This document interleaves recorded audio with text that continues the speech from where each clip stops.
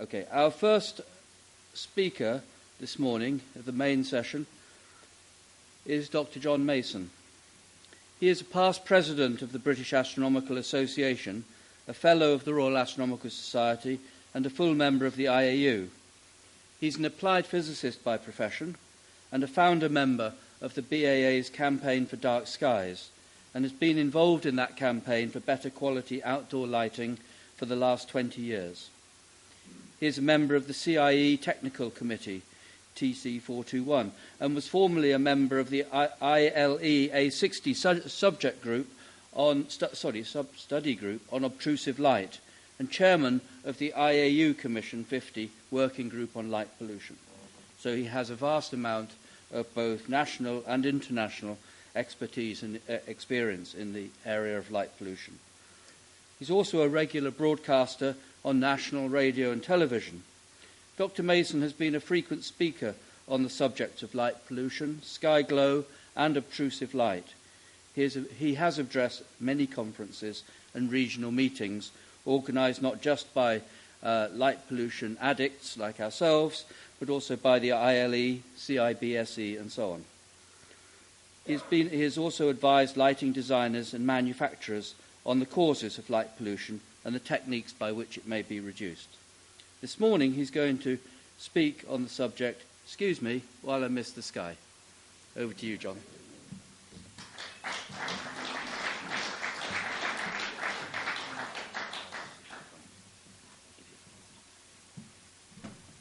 Laser pointer there, John. Just space bar.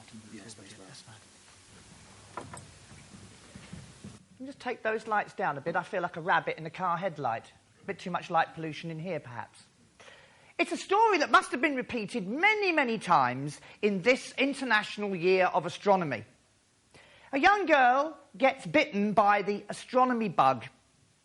She persuades her father to buy her a telescope, and she waits for several nights for cloudy, gets a bit disappointed, but then the afternoon is clear, the sun goes down, and she's eagerly anticipating her first look through her telescope at the night sky. She's got it all worked out. She's going to take it up to a nearby hill where she knows she has a commanding view of the landscape and of the night sky above. And she struggles up there with a telescope, and she sets it up, and she looks, and she sees virtually nothing, because the whole of her night sky is ablaze with the yellow lights of the town below her. We all know this young girl. Her name is Lisa Simpson. And I mention this story because 20 years ago, when we started on the campaign for better quality lighting, shortly after the foundation of the International Dark Sky Association, but when we started all that time ago, virtually nobody had heard of light pollution. And if anyone had said to us, it will one day be a main storyline on The Simpsons, we would have probably said, surely not. And yet, that has happened.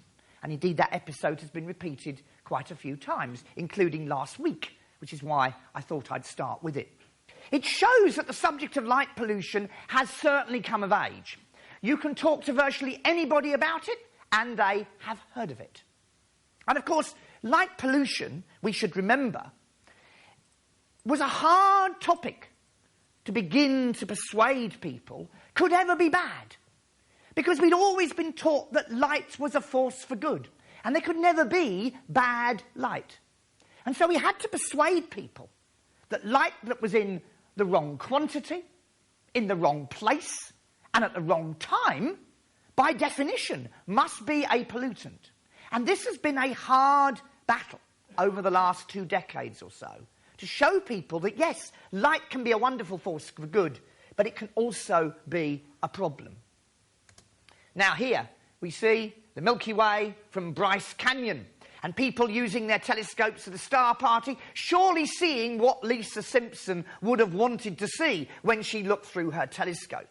But this is a view, of course, that precious few people have today, and there are very large numbers of young people who have never, ever seen a clear, dark sky. And this is a tragedy, Because as all of you as fanatic about astronomy as I am will know, viewing a clear dark sky gives you a much wider perspective on the world and the universe in which we live. It gives you something special, something to set in perspective all the nonsense that goes on around us, the turmoil of our everyday lives. And that is why it is vital that we should continue our campaign for better quality lighting to preserve this wonderful night sky environment. Now, this diagram that was on the Armagh Observatory website, I think, sums up beautifully the three problems. Above, you have a lighting installation that is not good. It has sky glow, because light's emitted above the horizontal. It has glare, because you have light emitted very near the horizontal, which can be seen from a long distance. And it has light trespass, light which is going above the boundary of where it is required and beyond. Contrast that with the diagram at the bottom, whereby just the simple shielding and angling of the light only goes where you want it. There's no sky glow, there's no glare, there's no light trespass. Now, you'd think, if it was that easy, that it would be done routinely. But sadly, it isn't. That is why the campaign for dark skies and for better quality lighting will have to continue decades in the future. Because for every installation where we solve a problem, a new one comes up where there's a new problem to be solved. Sky glow, of course, we're all so familiar with it. The orange lightening of the sky from towns and cities, and of course, even from rural areas and urban fringe areas, that glow is ever present. Often your first sign that a town is approaching, as you're driving towards it across a dark landscape, is that mushroom of orange that appears above the horizon as you draw close to it. Lights like this that create both glare and discomfort and are a hazard to safety are present in their hundreds of thousands across the UK. And even though it could simply be avoided, sadly, it isn't. Sports floodlighting, while necessary for people's sporting activities, does not have to be polluting. And here there is very considerable light trespass, even several hundred metres from the boundary of the sports field on which people are playing. And you'd be amazed just how many sports fields are lit, even on evenings when there isn't a soul on them. The person in charge is told to always put the lights on at whatever, 6 o'clock, and always turn them off at, say, 10:30, whether or not there's anyone scheduled to be using it at that time. This, of course, doesn't make sense from any environmental stage, certainly not from saving energy. There are various contributors to the sky glow that we are concerned about. Light which is emitted directly in the sky from the fixture, of course, is an important one, but also light which is reflected from parts of the ground of the building which we need to be lit, and light which is reflected from parts of the ground of building beyond that which needs to be lit. The top one and the bottom one of those three we can get rid of quite easily with careful design. The one in the middle can only be removed can't be removed, but it can be limited by only using the right level of light for the job. Again, we have this almost cultural point of view. As I mentioned at the beginning, light can never be bad. Similarly, there is this view in many people's opinion that you can't have too much light. And when you go into a supermarket or a DIY store and there are two security lights on the shelf, the 150-watt one and the 300-watt one, surely the 300-watt one's got to be twice as good as the 150-watt one. This is an educational problem you have to get over. In fact, you don't really actually want either of them. You probably want the lamp which isn't on sale at all, because both of those levels of light in a particularly dark landscape are way over the top. The most powerful lighthouse around the shores of Britain has an output of only 1,000 watts. And yet people are sticking on the front of their house lamps that have half that power output. It is ludicrous, but yet it is going on up and down the country.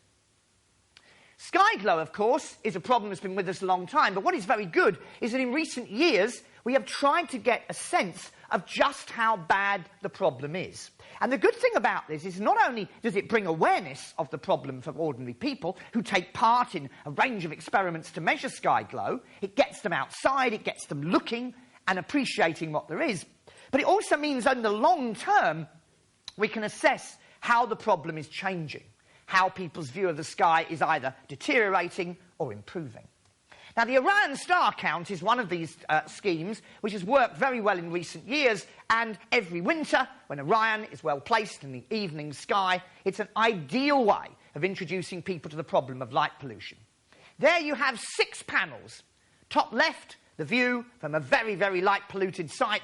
Bottom right, the view from a very dark sky site. And by getting people simply to count the number of stars they can see within the rectangle of Orion, even though the rectangle itself isn't actually visible in the top left one, but getting people to count the number of stars they can see and simply tabulating that number gives us some results. Now, there is a map of Orion showing all the faint stars in that area. There is an absolute plethora of faint stars visible within the rectangle of Orion. But when we look at the results from the Orion Count survey, you can see here that some 54% of the people who are doing the survey can only see 1/5 to 1/4 of all the stars they should be seeing if they were in a clear, dark site. This shows the dispossession that people are suffering by the sky glow that they have at their location. And it also demonstrates that over years, when these surveys are repeated, we can just see where the problem is getting worse or where indeed it's getting better. I love this picture from Bryce Canyon, showing the Milky Way in beautiful, and a lone hiker with a torch shining on the ground, making his way down the path into the canyon. Skies like this, of course, really give us a fantastic perspective on the universe around us. And as one of the VIP speakers already mentioned, it really does give you a wonderful sense of being at one with the universe, and it's something that we should preserve. But of course, it's not just the Milky Way that ordinary people are not able to see anymore. When we eventually get displays of the Northern Lights, which are visible from further south than they are at the moment, perhaps when the sun becomes a bit more active, a vast number of people will not see them. Even from my own part of the world, which is not the worst light polluted by any means, you're far more likely to see the Aurora Borealis, the lights of a coastal town, than you are the Aurora Borealis. And the problem with looking north, of course, is the fact that you have often got glows of towns in that direction. And the Milky Way has been lost to many people, that the zodiacal light, which is shown here, is an even rarer sight to the vast majority of people. Only in very, very dark sky sites here, Balanced Rock in the Arches National Park, can you see it really beautifully stretching up there into the stars of Taurus the Bull, that lovely cone of light seen there at sunset. Now, light pollution in the British Isles, of course, is being estimated and measured by a range of means. The Defence Meteorological Satellite Programme has given data going back many years, and I'm sure these charts will be shown various times today because they illustrate how the problem is getting worse. Over just a period of 7 years, we have, of course, an enormous amount of infill. The difference between these two is the fact that back in '93, there were large areas in between the major towns where you could still find reasonably dark skies. Look how all those little patches have virtually disappeared in that 7-year period. And it's not just a problem for England, Wales and Scotland. It's also a problem for the whole of Ireland. Look at the difference here between Ireland. You can see how Belfast and Dublin are sprawling to the west.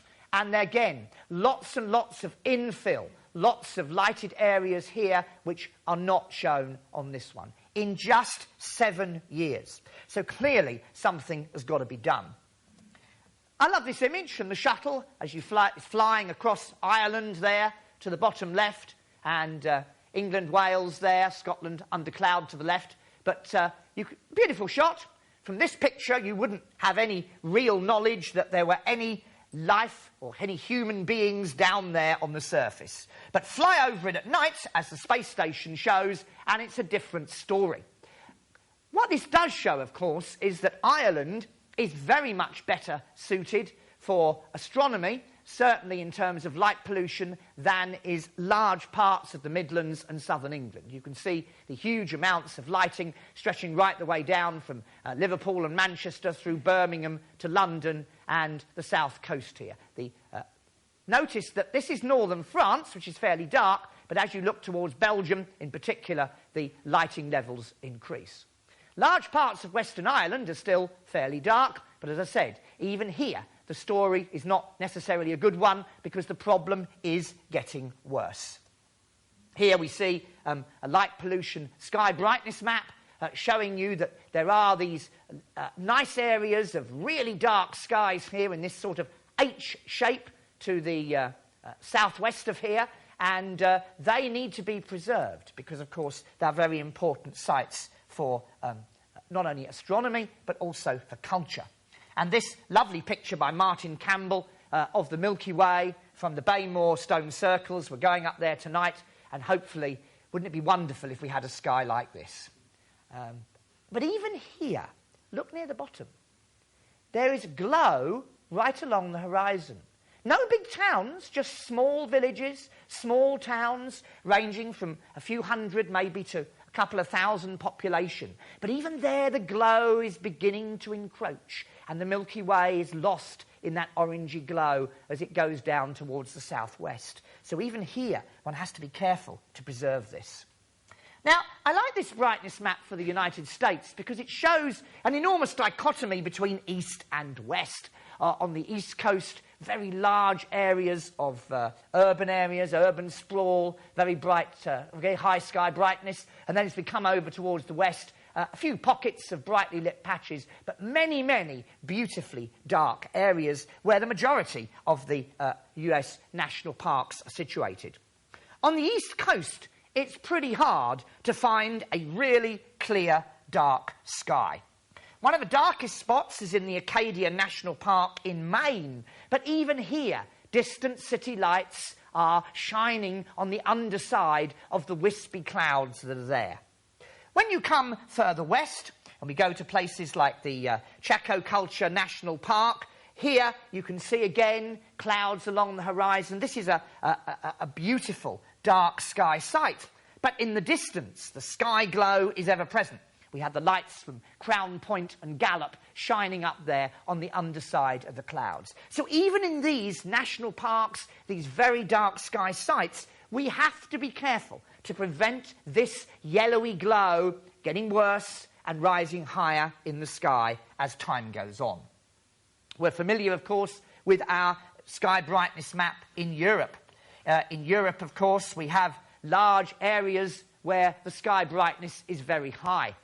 It's only parts of rural France and Spain, certainly in the western part and maybe bits of Wales and, of course, Ireland, where you can still find really clear, dark skies. For those of us living in southern England, nipping across the channel to the centre part of Brittany is probably the closest and easiest way of finding a clear, dark sky. Now, of course, one of the suggestions that's been made and been adopted quite widely is that of environmental zones.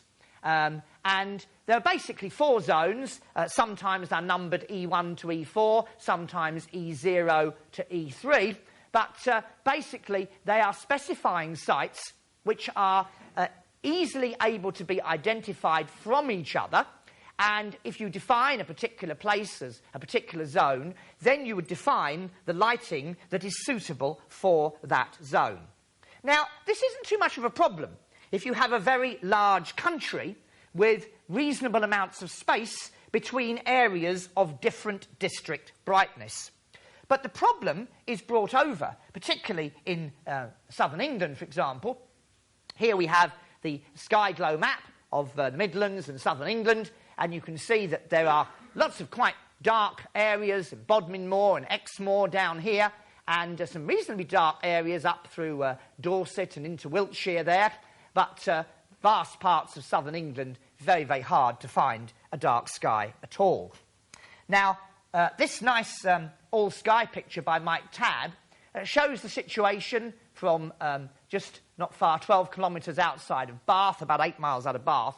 And you can see here this all-sky picture taken at the time when Comet Hale-Bopp was around in March 1997, we can see here that there's a glow over most of the horizon, stretching up to an elevation of 30 to 40 degrees in places. So even from an area which is reasonably dark at the zenith, you have this glow encroaching all the way round. Now, the reason this is important, and I give you a case of something I'm involved in at the moment. This dark area here, this is the south coast, this is the Isle of Wight. Here we have Brighton and Worthing, and then getting into my area, Chichester and Bognor Regis area, and Portsmouth, of course, over here, Chichester, Bognor, Worthing, Brighton. And you can see that there's this large, reasonably dark area here, one or two pockets. Now, that has recently been declared the South Downs National Park. And the plan, of course, is to try and set up some degree of environmental zoning for the park, whereby all the lighting in the park will have to follow particular guidelines. The problem is, as you look from that natural park across the coastal plain, less than maybe 5-6 miles away, you have incredibly brightly lit coastal towns. And whatever lighting ordinances you put in place for the national park itself, you will still have an enormous amount of glow coming in from the towns and other areas, which are bound to be of higher district brightness.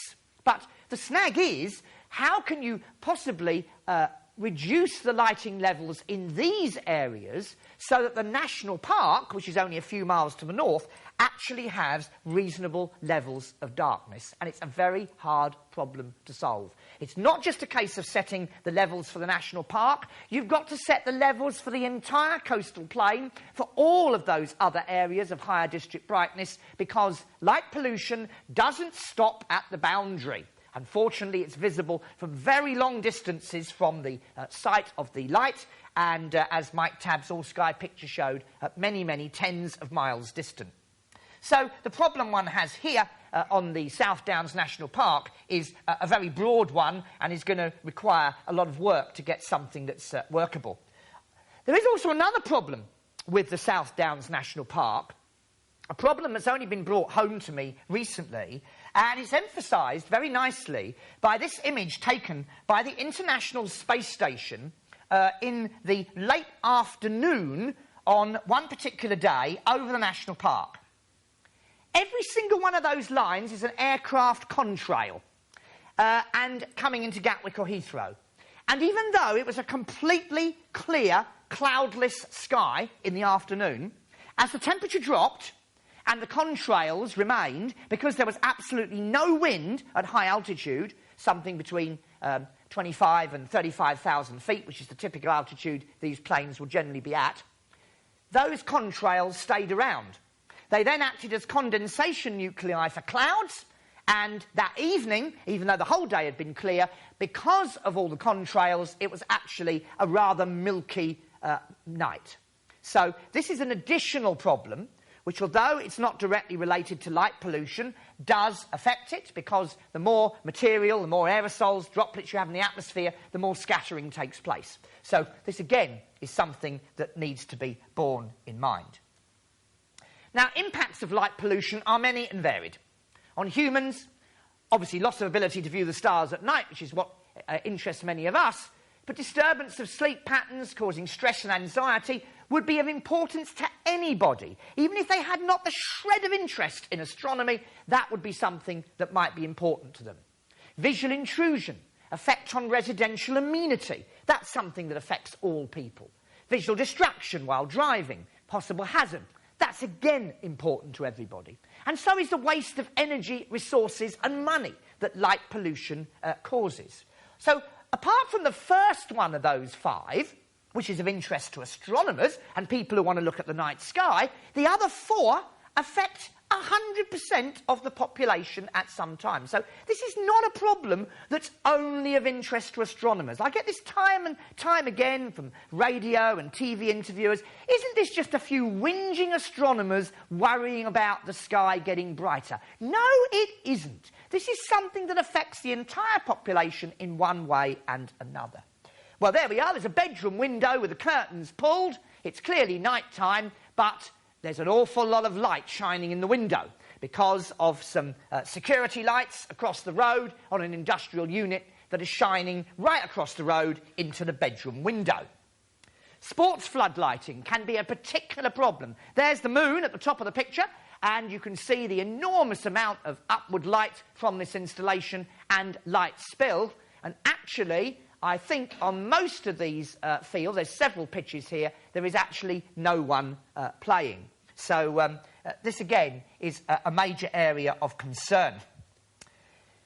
Neighbours' security lights. Now, this has been a problem that's grown in scope in recent years.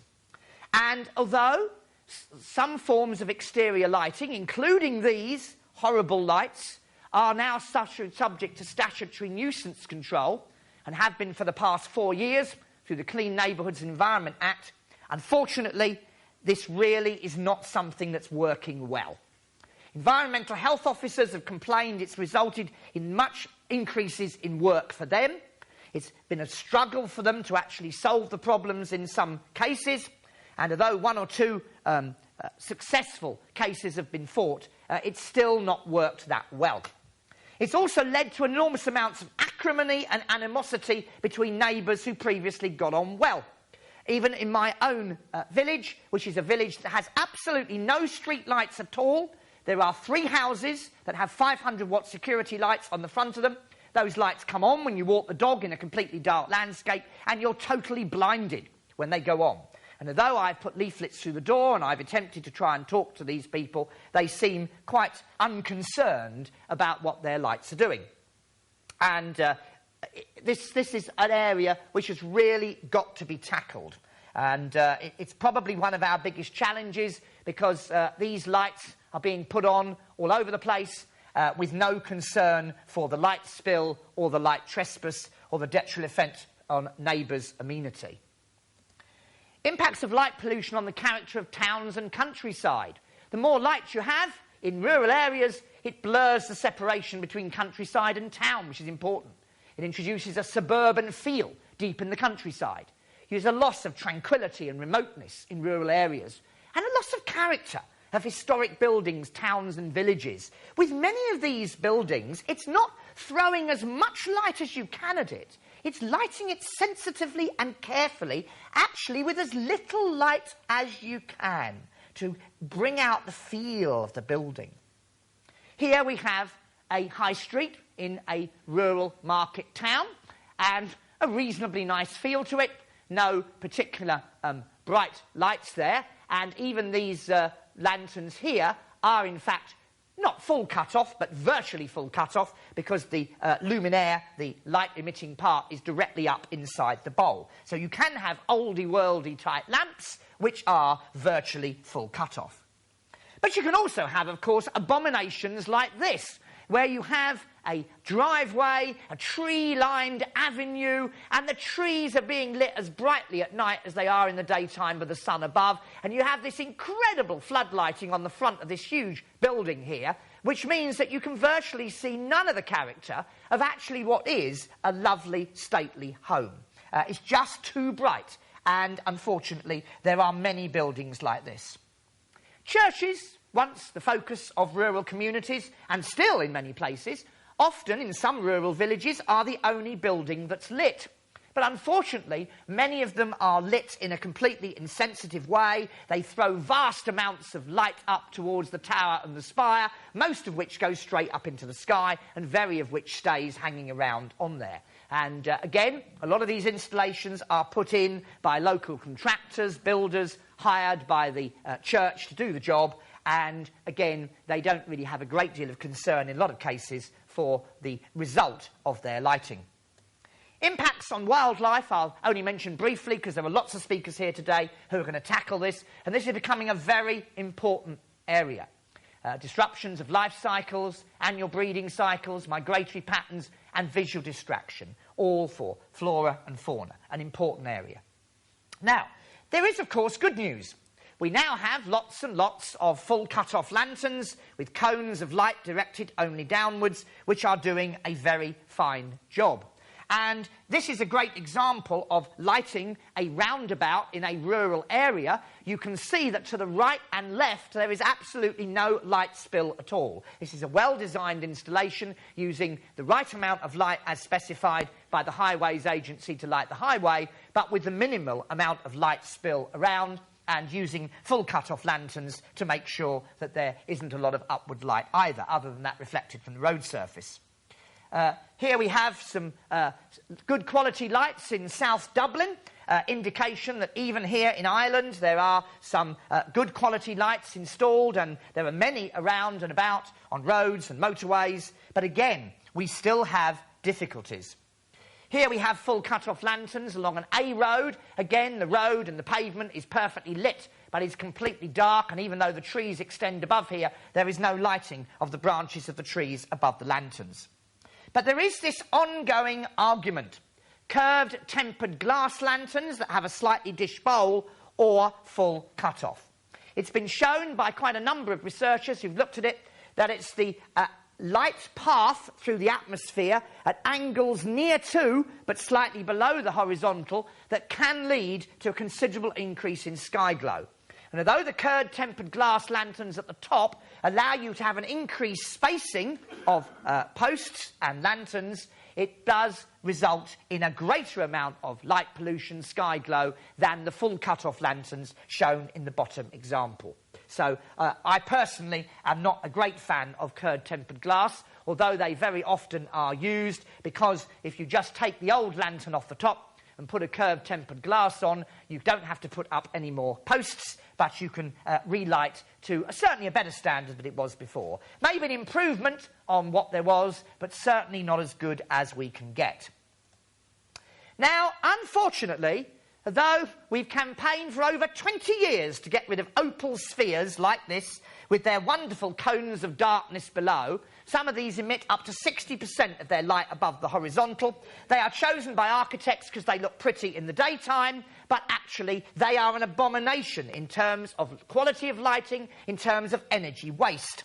And rather sadly, there are quite a few of them here in Ireland. Here is 3 of them on a post in Navan in County Meath. You need to put so many of them on a post because they're such lousy lights. You have to put plenty of them on the post to get the level of light on the ground you want.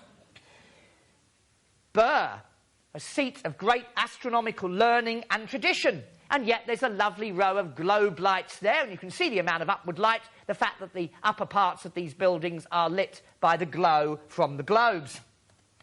Even at Stormont, goodness gracious me, a row of opal spheres along the line there. Now, here's a suggestion. We're just coming, of course, to autumn, when the clocks go back, and those lights will be on at time during the working day.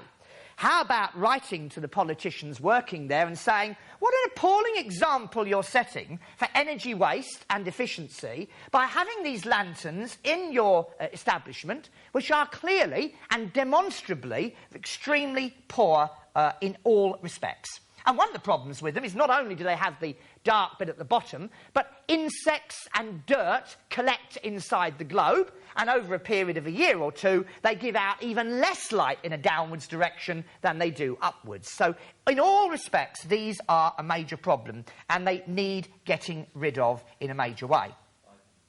Now, yes? Yeah. Sky beams for discos and the like. Now, this is something that's been successfully fought by the Campaign for Dark Skies over many years, and there is legislation to prevent these being put up by nightclubs and the like to attract people. It is considered as advertising the location of the nightclub or whatever, but there have been a number of cases where these have been contested. Unfortunately, certainly most of the ones that I know about have now gone. But we need to be vigilant. We need to be keeping an eye on these installations to make sure that nightclubs and the like don't try and put them up and hope that no one won't notice. We'll be watching. Sports facilities. There are more and more sports facilities being lit, and this is a good thing because it encourages people, obviously, to take up exercise and healthy pursuits in an evening, in the winters and the autumn and spring. But many of these sports facilities, again, are lit in an appalling manner. They are lit by the contractors and people who do the job, often without any great skill or knowledge of how to do the job properly, and the use of the correct type of asymmetric floodlighting is very often not even considered. So again, one needs to be vigilant about sports facilities that may be being installed in your area. Security lighting is still a massive problem. More and more security lighting is going in, and here, of course, they're obviously worried about burglars arriving by helicopter, but you can see here that the amount of light spill and light trespass from here is really quite appalling. And security lighting certainly is one of the biggest problems that we're facing, because many of the lights which are being installed are totally inappropriate for the task that they're doing. Transport depots are often lit very brightly on the grounds of health and safety, and this is not a problem, except that many of them are not lit with a view to care of the environment. There's often an enormous amount of light spill, an enormous amount of light trespass, and they also cause a great deal of sky glow. And particularly when you have transport depots that are very often on the edge of towns or urban fringe, they can be a major light pollution source. Architectural floodlighting. Now, whether you like the idea of the Runcorn Bridge being a rather nice piece of architectural metalwork, lighting it in this way is just not efficient, and although those lights were subsequently changed, again, one must be vigilant. Always, as soon as these installations are mooted, to check what is going to be done and see if you can alter it, and if an installation goes in that's as bad as this, to complain. Fortunately, electricity prices are going up. Here we have the Burr quarterly report showing the price of electricity, this is for industrial users per kilowatt hour, going up from 3 pence to over 7 pence per kilowatt hour in a space of just 3 years. Even in France, which obviously produces a considerable amount of its electricity by nuclear means, even here the price has gone up by 60%. This rise in energy prices and the electricity that we're using to produce all that light gives us great opportunities. Those rising prices give all of us an opportunity to identify lights which are unnecessary and may be removed entirely, to identify locations where lighting levels may be reduced by one or more classes, to introduce part night lighting, i.e. turn off certain lights between midnight and 5 a.m, and to reduce lighting levels by the use of variable level dimming electronic control gear. But there's two other things. We should begin to evaluate new light sources, e.g. LEDs, and control technologies, which may significantly reduce sky glow, glare and light trespass, but we must keep the public on side when we do this. And the most exciting development is perhaps the introduction of intelligent lighting, which knows where it is, which knows what time of the year, time of day, day of the week it is, and is able to adjust the lighting level according to prevailing weather conditions, number of road users, pedestrians, according to a pre-programmed set of stored criteria. So there's a great deal of work to be done. After 20 years of working away, and all of us here have been involved in this over most of that time, there is still a great deal of work to be done if this sort of view, as we see from the Natural Bridges National Monument, is to be preserved for future generations. Thank you very much.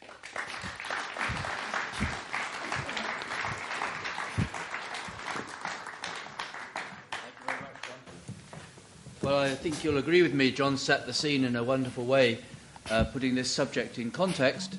I'm sure there are time for one or two questions, if anyone has any. I'll come back then. Oh, do you? Yes. You've come so far, it seems a shame not to have any questions. Are there any? Yes, one at the back there. So, Tira.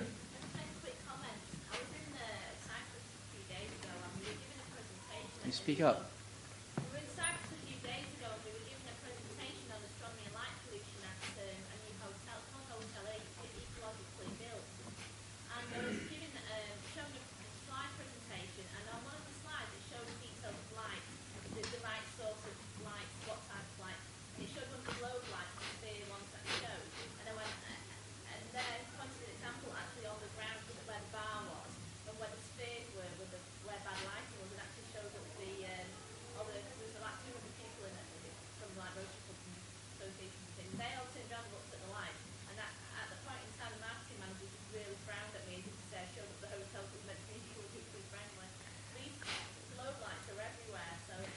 There are some good ones. There are a few good globe lights that do have control inside that make sure the light goes only downwards. But there are still an enormous number all over the place that are of the older, cheaper type. And they do waste an enormous amount of energy. And they do look pretty, particularly in daytime when they're not on, but they are something that does need to be removed. And as I say, you did exactly the right thing. Bring it to the attention of somebody, because this is the only way that we'll make progress. And I look forward to hearing what happens in Stormont in the months ahead. Yeah. Our MEP has gone, but... there's a nearby hotel that some of you are staying in, which isn't perfect either. Yes, you could say that. OK. Any more questions? Mike? Yes, one at the front here. John, you mentioned every time about yellow light in the sky, or some of us call it orange. Yeah, yellow-orange. With the trend towards white light and so forth, do you think that the public will begin to think that the problem is being solved when the sky becomes grey rather than orange? Yeah, I do agree with you. And this is why I said at the end that when we investigate new light sources like compact fluorescents and LEDs, we've got to get the public on side, and we've got to tell them, well, yes, but the only good thing about a compact fluorescent is, obviously it's low energy, but you can use a very, very small amount of light and direct it exactly where you want it. My worry is, with a lot of these new light sources, that people will continue to overlight. And you're absolutely right that the fact at the moment that our sky is yellow or orange, it will change to grey if we go over to many more light sources, and that will be an additional problem, and it's something that we must make people aware of. It's why that whenever we investigate these new light sources, we've got to always think about only the right amount of light for the job and only putting it exactly where we need it. OK, last question. Do you have one there? Yeah, just to follow up on that, Bob Park's idea in Washington, we're seeing that the LED manufacturers are pretty much clueless on the color temperature issue, and if they have their way, they're producing 6,500 to 8,000 Kelvin LED, which in addition to causing gray sky glow, has got potential for really serious environmental impacts, and nobody seems to be worried about it. That's a primary mission that we have right now, is just spreading the word that LED is great from an efficiency standpoint, but it's going to be a real concern from an environmental standpoint. Absolutely, it's a very good point. And that battle is just beginning. And there may be others that have to be fought. We've obviously got to try and keep ahead of the game, and it's good to hear that you're tackling that. But yeah, as LEDs become more and more used, they're supposed to be the universal panacea to all energy problems, but as you correctly identify, they certainly won't be. OK, well, I think I have to stop the questions. Thank you Thank you very much, John. And let's thank him again.